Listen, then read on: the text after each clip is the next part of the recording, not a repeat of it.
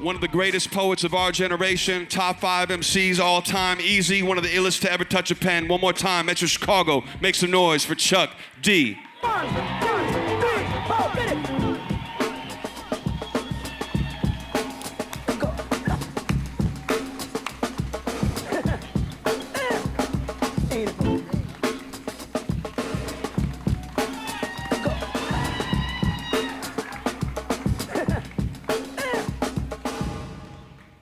Let me move my seat closer, man. All right, yeah. Let's see. Do you need some water? You good? That's a penny, yeah, man. What, is it heads up? It is. It's heads up. I think it's a little corroded.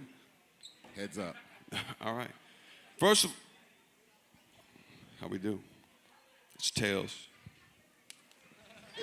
Later for that penny. Yo, welcome to Chicago. Thank you, Kev. Thank you. Hello, how y'all doing? Louder than the what? Louder than the what? Y'all the bomb. Yo, let me ask you, were you when did you come to know that we had named this entire festival after you? Well, and also, should we talk to our lawyers? We got lawyers on the board. Well, number one, first of all, hello. Number two, when social media start picking up, you start hearing more things. But I've been coming here for years. Yeah.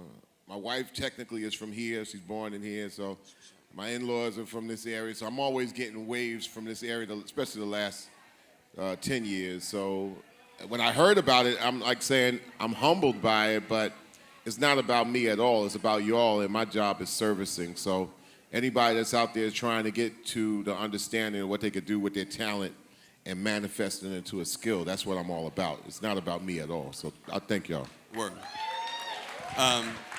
I do want to say that it is, I feel that, and I just want to let you know it is very much about you two, and in a very real way. You two, the band? You two, no, you, Chuck. If it wasn't for your poetical, political prophecies, we for real wouldn't be here. But I'm going to go back, but I want to start with just what are you working on and most excited about right now? Where are you at in 2016? What are you working on in terms of your art, and where are you at in terms of your mind? Well, number one, my area is service. So anybody that does music and does art and does culture, my job is maybe could do things to provide services to make their thing understood or even get to the next phase. Rapstation.com has been my baby for the longest, 12 to 13 station channels, and we support thousands of artists, music. So if anybody, you could go to the applications on your phone, because everybody got a phone these days, got a phone that got a camera on it as well as a computer.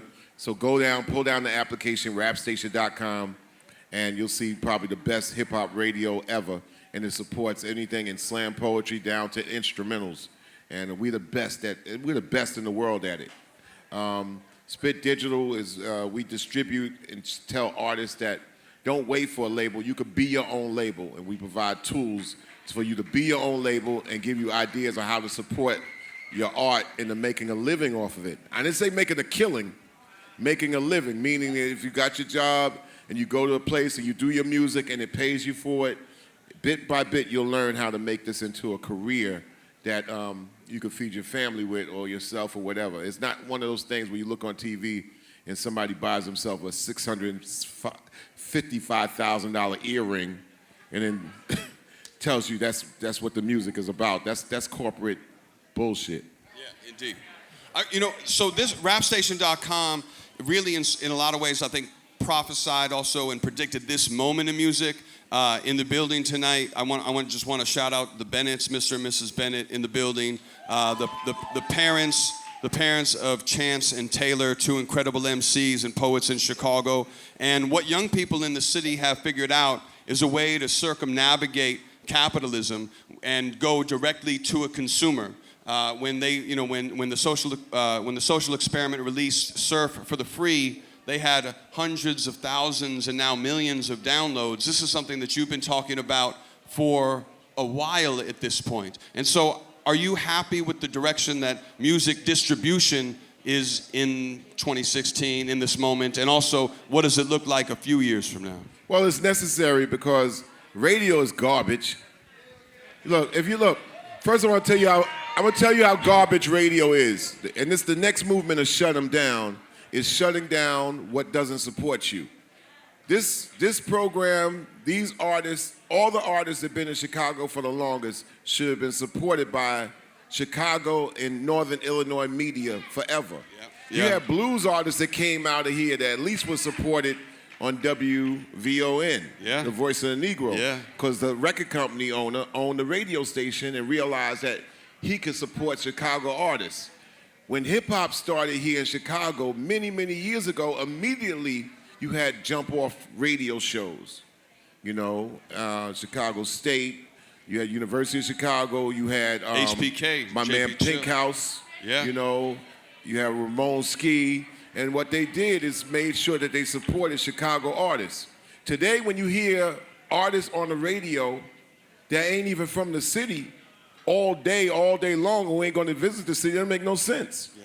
You got people who wanna live here, that wanna make a living in the town that they live. So a Chicago radio station should be supporting Chicago talent, local, forever. You should be hearing that. You should be hearing Chicago talent 85% of the time and 15% everybody else. Yeah. So if you want to start a movement of shutting something down, shut down your radio station until they support. Let's go. And look. You could easily do it, just like I give salute to everybody. They stopped Trump in Chicago, right? Yeah. Stop your bullshit radio stations. Stop them from going to work for a day. If you do that, you'll make news around the world, because every local artist needs to be heard in their local area, because that's where they should make a living, and that's where they should do their art and get work for. Wow. Yeah. Yes, sir. So that's where, if you ask me where my mind is at in 2017, it ain't about the national artists, it's about the local artists that need to be fed in their hometown. That's right. That's what's up. I want to go back to being young in Long Island, because I'm curious about how you began to develop as a young person. What was being played in the house? What were you reading? What were you listening to? And how did you begin to develop, I don't know if it was simultaneous, but that emerging artistic, creative, and also political consciousness? I come from the 60s, so in black music, born in 1960, artists were in my household, like Chicago's own Curtis Mayfield, Chicago's own Mavis Staples and the Staples Singers, Chicago's own Maurice White, Earth, Wind, and Fire. You know, Chicago's own, who exposed us to music because artists were like family members. The late, great Don Cornelius started Soul Train. Also was a DJ on WVON, which stood for Voice of the Negro. All this black music that came across were in my house and was invited like they was aunts and uncles, because what they were saying in their music was welcome. And what they were saying in their music never hurt the family, it only enhanced the family. So every single artist, whether it came through the Shy artists, Motown artists, artists that came through Soul Train, their music actually enhanced us as a people, as much as Ebony and Jet magazine, also from Chicago. So it was important these were like relatives when they played the records, okay? Knowing about people like Carl Davis and the Shy Lights and stuff like that. So you gotta know that if you wanna be enlightened to the future of music, all you gotta do is study music in your home turf here. Listen. There's no such thing as new music being the future when it's already been a past. It's already the future, because y'all are the future. So if you just study the past music here, rock and roll doesn't take off if it's not for the blues. And the beginning of the electric blues start here. So I think the biggest thing that we need, and we talked about this earlier, whenever you don't teach music and culture in a school system, from K to 12, then you got people fiending for it after 12th grade, going to a corporation thinking they gotta buy culture. Teach music, you teach history by default. Teach artists, and also teach artists how they can make a living, and support artists to make a living. And that can happen when you change the rules and the laws in your local area. And like I said, man, artists gotta be supported, but people gotta know these things. It's as important as knowing Patrick Henry, whoever the hell he was. Yeah, I don't know who dude is, but I'd rather know. Well, I Chuck know D. who he is too, Oh, but wow. he's not more important to me than Curtis Mayfield and the Impressions. So culture is the thing that ties us as human beings together and knocks the differences to the side. This is why in this country, they don't allow us to learn culture, because the culture is the truth. And I've been to 104 countries. Listen, I've been to 104 countries. Countries have wakened up over the last 15 years, especially with social media, something that everybody got access in their pockets to open themselves to the world. Cultures around the world have realized that music and art is a thing that's going to progress their society. They're smaller countries, they're more stealth, and they go into the future faster because they know the arts are important. This country does not realize the arts are blood. It's the blood of the society. Word. So, yeah, y'all can make some noise for sure. So we work with thousands of young writers throughout the course of the year. I'm curious about your creative practice. How do you come to the page? How often do you write? Culture is something I was raised by my parents, and we were free thinkers in our household. So my heroes are my mother and my father. And I recently lost my father last month, and it was an honor to be that man's son. You hear me? It's an honor to be that man's son. And my brother's here to vouch for that. My wife is here to vouch for that. It's like they allowed us to be free thinkers and to be, to love the music and trust the music and trust and follow the music. My writing process is based on just paying attention and listening. My writing process is to study, the past, that I wasn't impressed by people making records, because that people have made trillions of records before me. So when I put out my first record in 1987, I was like, well, just one record added to trillions of them. So I never was a reason to get big-headed. That humbles you. My calling, really, seriously, my calling is to make sure every single artist knows enough to be able to begin to explore themselves, and then has the ability to be able to forward their art, and also has the area that something will embrace their art on the other side. I went to college 6 years to get a 4-year degree. But my degree is a Bachelor in the Arts in 1984. I got an honorary art degree. I studied the art, meaning that it didn't start because of a period that I just dug it and I want to get the degree in what I dug. I studied the arts. When you study the arts, you study music, it makes whatever you want to be easier, because you know the obstacles to knock aside and go along the way. So my writing process is based on just paying attention. It's the cheapest price to pay. Everybody has a different style of what makes you want to write. Sometimes the music, sometimes the words, sometimes you want to write to the rhythm and be an MC or a rapper. Sometimes you want to have the words outstand the music, which makes it more of a slam poet thing. It's up to you. It's great. Anybody know Bruce Lee? Great martial artist? Bruce Lee had a saying, Kev. He says, "I cannot teach you. My mission is to help you explore yourself." That's something I want to apply to artists, because art is subjective, and somebody might think a piece of art is beautiful and somebody might think it's whack as hell. That's okay at the talent level. Everybody has a talent. Building it to the skill level, when you start to have it embraced and shared by other people, is all up to you. And these are the things I think have to be taught from kindergarten to 12th grade. And once those basics are down, when somebody's 19 or 20, then they know how to direct and where to go with their art. And I think that's very important. So the immense talent by Loud and the Bomb is just unprecedented, because here we are in 2016, and people will slice and dice you up with great words. I'm going to introduce a few more folks to the stage right now. It's my pleasure to introduce one of my favorite writers, one of my favorite vocalists, lyricists, and singers. Please, y'all, help us welcome to the stage right now the Associate Artistic Director of Young Chicago Authors, an incredible singer and poet. Make some noise, y'all, for Jamila Woods. Thank you. This song is called Very Black. Black is like the magic. The magic's like a spell. My brothers went to heaven. The police going to, yeah, they're going to. Hello, operator. Emergency hotline. If I say that I can't breathe, will I become a chalk? Line up to see the movie. Line up to see the act.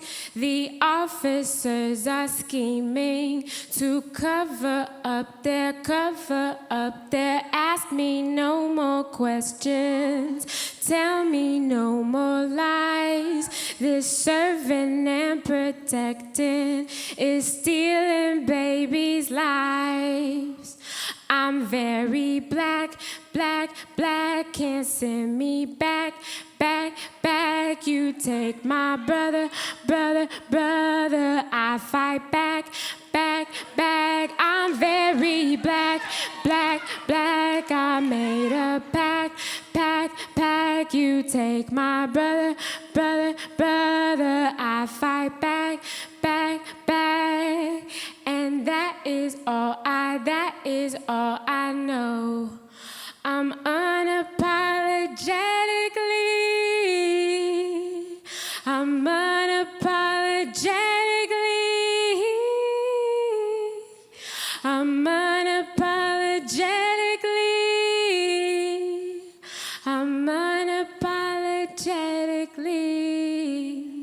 and that is all I know.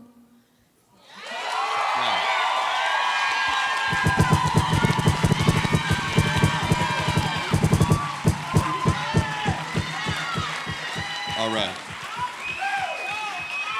So real quick, before I bring out Dr. Gaye Johnson, Jamila, that was a exclusive premiere, right? Yes, that's right. Exclusive. And what is it from? It's from a project, my first solo album that's coming out this summer. Yeah. It will be available for the free. Hey. On your own record label? No, not really. But it's a Chicago record label named Closed Sessions, but I feel like it's a middle ground. Well, that's you. Yeah. Mm-hmm. Yeah. Support independence. Support your artists. Support it. For real. So I'm going to bring up our second honorary co-host for this benefit. I'm going to read her bio because she is deserving of all of the accolades. Dr. Gaye Johnson writes and teaches on race and racism, cultural history, spatial politics, and political economy. Her first book, Spaces of Conflict, Sounds of Solidarity, Music, Race, and Spatial Entitlement in Los Angeles, was published by the University of California Press. She right now is a professor at the University of California in Los Angeles, UCLA, y'all. She is a professor of both Black Studies and Chicana Studies. Chicago, one more time. Please welcome our honorary co-host to the LTAB 2016 benefit, Chuck D and Dr. Gaye Johnson. All right. So I want to, first of all, you guys know each other? You guys good? You guys met before? I know where she lives. Okay, all right. If you guys want to talk about it, we can. I want to begin just with who, for both of y'all, and you know, Chuck, please answer the question too. Who are some of the matriarchs that y'all have been influenced by and that you are inspired by now? I'm struck by this moment in Chicago, and we'll get there, but you know, who have been some of the women who have really spurred y'all to be as dope and powerful as y'all are? I would say one of my big inspirations has been Erykah Badu, for the way, give it up for Erykah Badu. Her artistic integrity. And I recently saw an old video of her from very early on in her career, and she was seemed so comfortable being herself. And I think that was really affirming to me as someone who has a different sounding voice than what I always thought in my mind would be successful, and also to hold on to my values and not think that has to be separate from what my art is.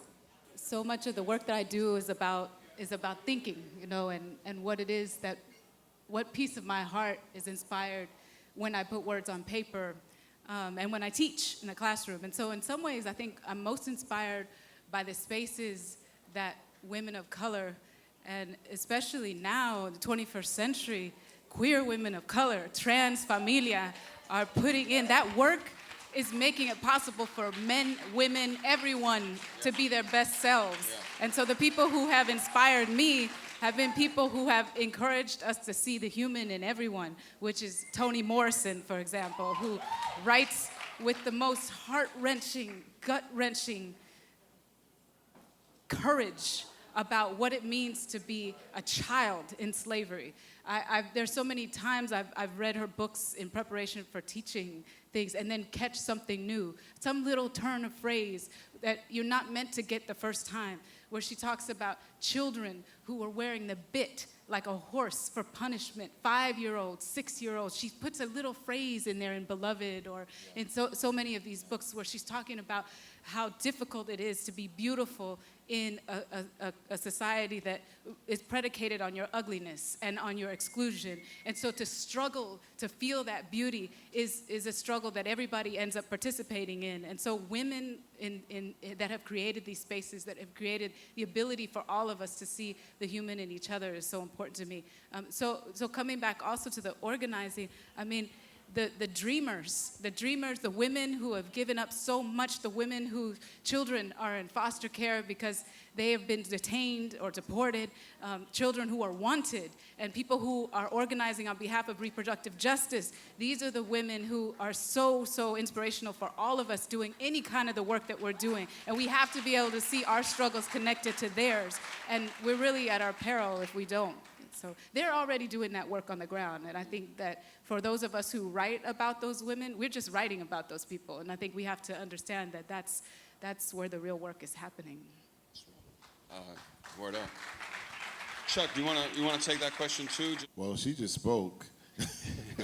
So she's been, my wife's been very inspirational, just in opening up, you know, all those areas of making sure that we pay attention to those voices. And oftentimes when we're in our maleness, so to speak, we obscure the voices that we've heard since day one, that they've tried to squash out and have succeeded in squashing out in society.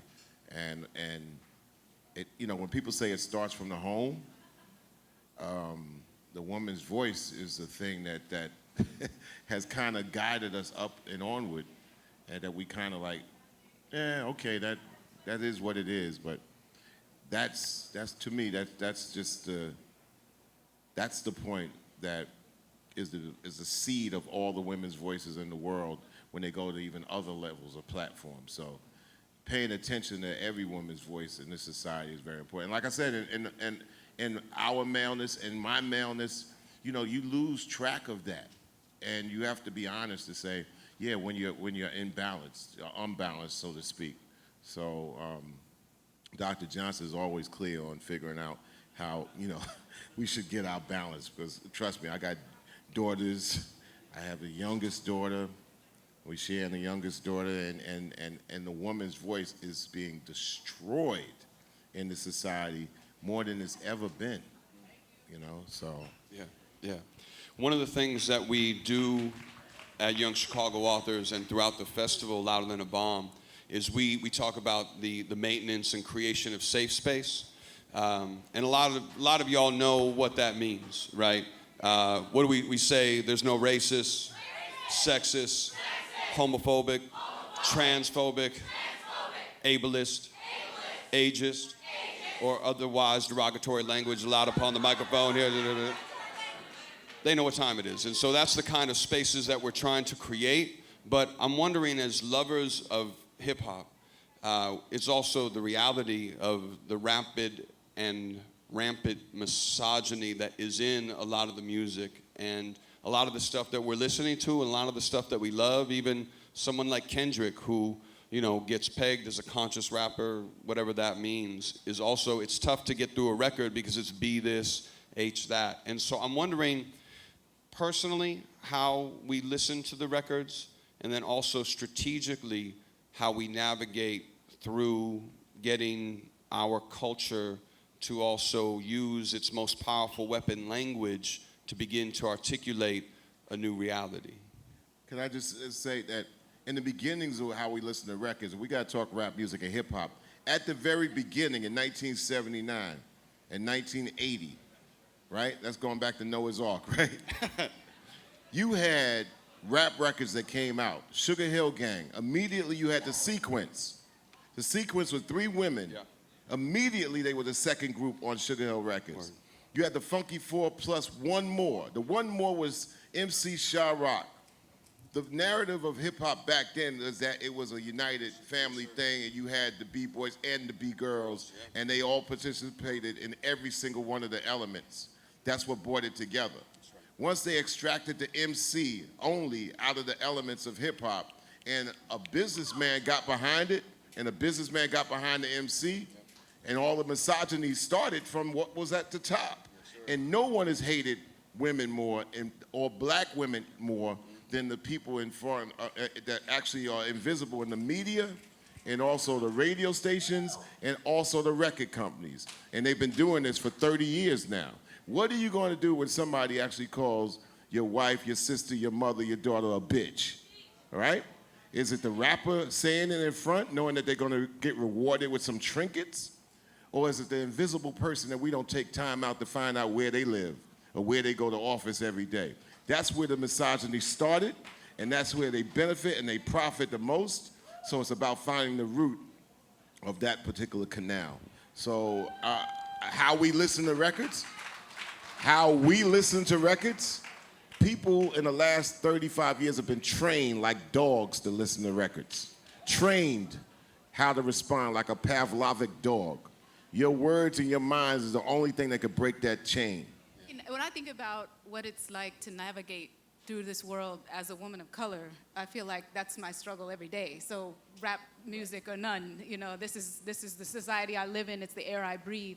And so when I think about how to listen to, I think about how do I live? How do I live every day in the work world, in my personal life, in my social life? I mean, this is what I navigate, what we navigate all of the time. And so, I mean, yeah, I mean, I think it's going to take, obviously, many of the things that Chuck was saying, but it takes men. We need men. We need those people who are, as we were just talking, homophobic, these people who are invested in heteropatriarchy. We need you on the front lines to say, I don't tolerate that kind of language in my house. I don't, and I won't. We need you, and this is why these conversations in which people get very sort of authentic and draw the lines really sharp on who your friend is and who your allies are. We need to muddy those up a little bit because we all need each other to hold each other accountable and especially to talk to the people who aren't going to call you those names to your face, but instead will come over the airwaves with that. We need you. We need all of us to hold each other accountable for those things.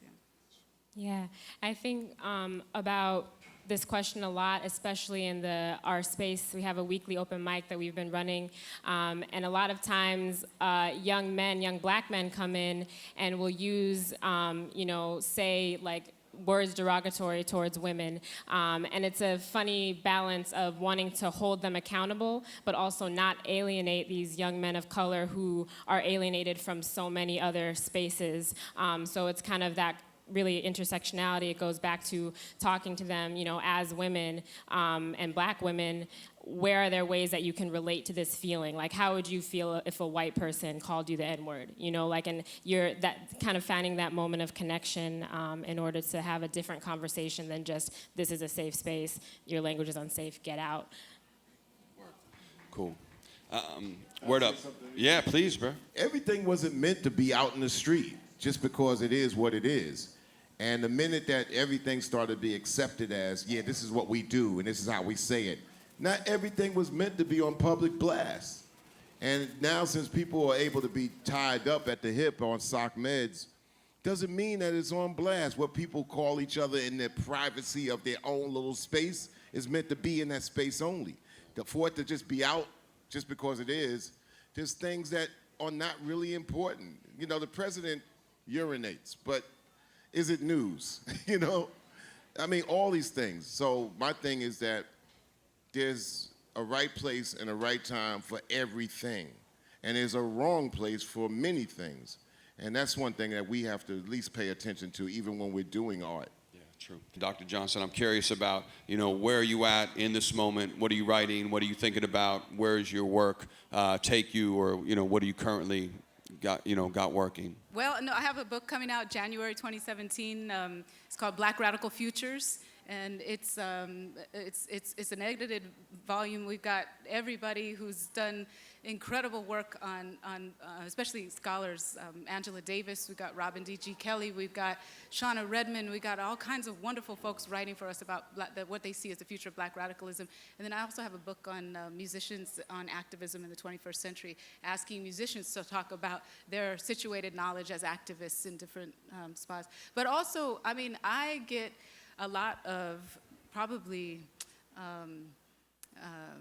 undeserved, just like many of my other activist colleagues, we're called, kudos for being in the community. And many of us, we do try to do a lot of work as people who are public intellectuals. We try to do the work that we at least tell our students that we should be doing. And so I try really hard to remain active with the Los Angeles Community Action Network, with the Center for, with the Central Coast Alliance United for a Sustainable Economy all around Ventura and Santa Barbara and Santa Maria counties. We're working on a Farm Workers Bill of Rights that is especially championing the rights of people who are really never supposed to be seen or heard. So there's a lot of important work that I feel really blessed to be part of right now. Given the circumstance and seeing the world, the streets, the news, seeing our communities, where do you all individually garner hope and joy from? What are the things that also push you to survive, to continue, to grind, to work, to get up every day and dedicate your life to making this planet and the cities that we inhabit better, fresher, more equitable for all people? Where do you garner that kind of joy and hope? Louder Than a Bomb, Hey. YCA, my students. I feel when I see it doesn't feel like a choice. It feels like it's a natural decision, to go out to a BYP 100 protest. It's a given. I see them, I'm in a group me with a bunch of them, and they're like, okay, who's gonna be at this protest? Like, whose mom can give me a ride home? And I just feel like I wasn't at that place in high school, and for me, it's very inspiring to see with so much going on in their lives and so many people not even believing, not even knowing what they're capable of, that they have that faith in themselves and that motivation to go out and be active and have confidence in doing the right thing and working towards freedom. So that gives me hope. Me too. I feel like the people who have the most to lose are often the ones that are working the hardest for the rights of all of us. And so I look to those people.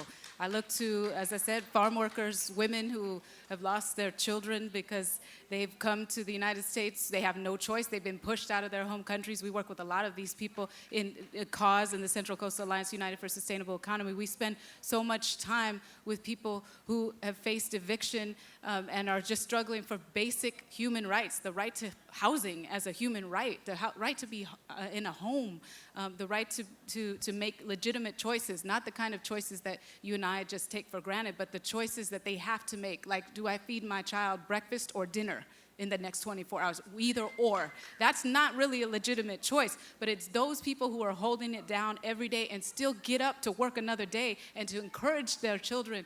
That's the real work. That's what I derive inspiration from. Word up. Yeah. Well, I like to say ageism is a cancer, but not from the older point of view, but what lack of tools that this society is giving young adults. See, at 18, you're old enough to be sent to different parts of the world to go fight and die in a war. But a society that does not give the tools and respect somebody 18 to 30 to be the adults to actually run society is the biggest trick bag that has been going on in this country for the last 150 years. So giving young people, young adults, I should say, because how young is young? You're older than many and you're younger than many. So 18 to 30, I would like to see that be the reverse of what they made MTV used to say 18 to 30 is like teenage years now. I like to see 18 to 30 really become the leaders in true speak, as opposed to just like, okay, yeah, they'll have their time, because the ageism is rampant, and I like to see that change. Yeah, that's what's up. I think in the streets right now, if it wasn't for young people 18 to 30, Anita Alvarez would still be the state's attorney, right? Bye, Anita. Gary McCarthy would still be the superintendent. You know what I mean? And so I think young people are really putting pressure on these institutions to shift in this moment. Yeah, and it should be like, you know, if somebody 23 years old wants to buy a home, why should they have to wait till they're 43? It's just stupid. It's just the nonsense that's going on in this country, and that has to change, you know, because young children are being born to people from 18 to 30. Houses and communities and schoolings should be determined by the future, not just the past. That's real. So this is what we're going to do. First of all, I want to let you know that in a little while, Chuck D and DJ Lord are going to come back out and perform, right? So make some noise for that one time, all right? But I want you to all, Metro Chicago, make some noise for Jamila Woods, Dr. Gaye Johnson, Chuck D one time, ladies and gentlemen. Welcome them to Chicago. Let them know what time it is. Thank you all so much.